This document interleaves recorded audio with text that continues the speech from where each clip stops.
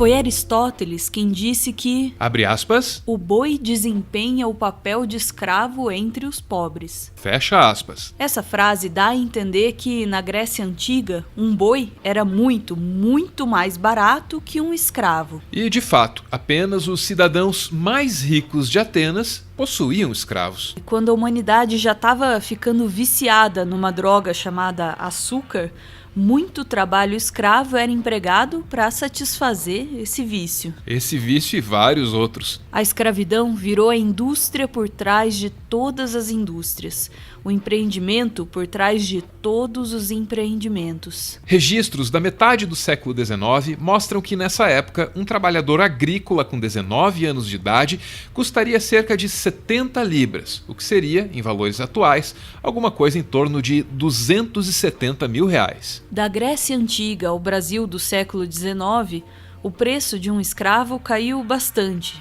mas ainda assim, um ser humano continuava valendo mais que um boi. Você poderia pensar que a abolição da escravidão pudesse reverter essa tendência histórica de baixa no preço da vida humana. Mas não se engane. Entre 1995 e setembro de 2019, 54 mil pessoas foram encontradas em regime de escravidão no Brasil. Essa é a primeira informação que está disponível para você nesse livro aqui, Escravidão Contemporânea, organizado por Leonardo Sakamoto. Esse livro reúne 10 textos que ajudam a compreender como e por que a escravidão ainda existe. É em um desses artigos, assinado por um pesquisador chamado Kevin Bales, que a gente constata que faz uns 2000 anos que o preço da vida humana não para de cair. Nos tempos de Aristóteles, o valor de um escravo poderia comprar todo um rebanho bovino, só que isso mudou. Bales escreve: Por séculos, a quantidade de gado necessária para comprar um escravo nunca ficou abaixo de 2 e poderia atingir 8. Mas, considerando um contexto similar hoje, em que há escravidão baseada na servidão por dívida hereditária na produção agrícola no norte da Índia, o custo para escravizar uma pessoa é menos de 1/5 do custo de um único boi. Esse aí é o Kevin Bales, o autor de um dos textos selecionados pelo Leonardo Sakamoto para Escravidão Contemporânea. E o Kevin logo vai interromper essa palestra para passar um vídeo. Now, gentlemen, Brent, where's your money going this year? Well, Daphne, we've been going short on gas and oil recently and casting our net just a little bit wider. We really like the human being story a lot. If you look at a long-term chart, prices are at historical lows, and yet global demand for forced labor is still real strong. So that's a scenario that we think we should be capitalizing on. Michael, what's your take on the people story? Are you interested? Oh, definitely. Non-voluntary labour's greatest advantage as an asset is the endless supply. We're not about to run out of people. No other commodity has that. That this market is about to explode. Africans and Indians, as usual, South Americans, and Eastern Europeans in particular are on our buy list. Interesting. Michael, bottom line, what's your recommend? We're recommending to our clients a buy and hold strategy. There's no need to play the market. There's a lot of vulnerable people out there. It's very exciting. Aí, o palestrante volta ao microfone. Okay, you figured it out. That's a spoof.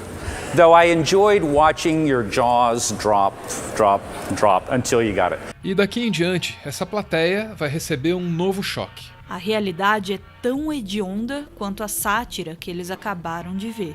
Here's the reality.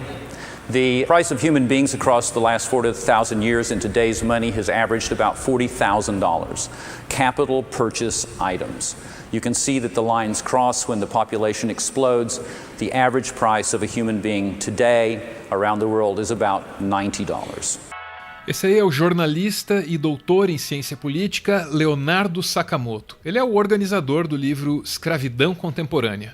Esse livro, do qual a gente tem falado ao longo desse vídeo, representa só um pedacinho da militância do Sakamoto nessa área.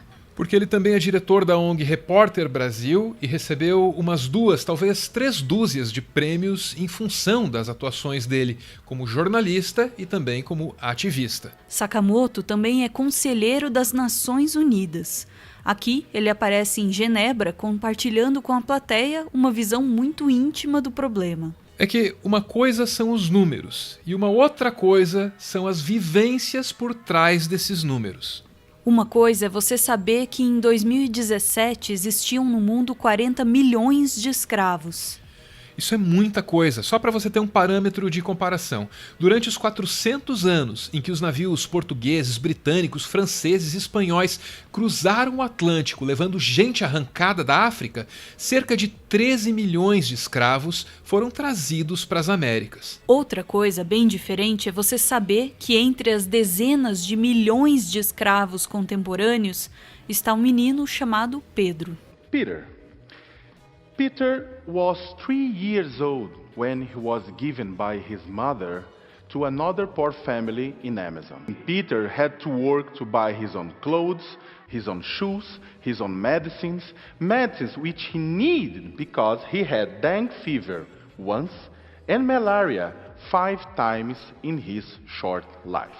Like many other boys in Brazil, dreaming to be a soccer player.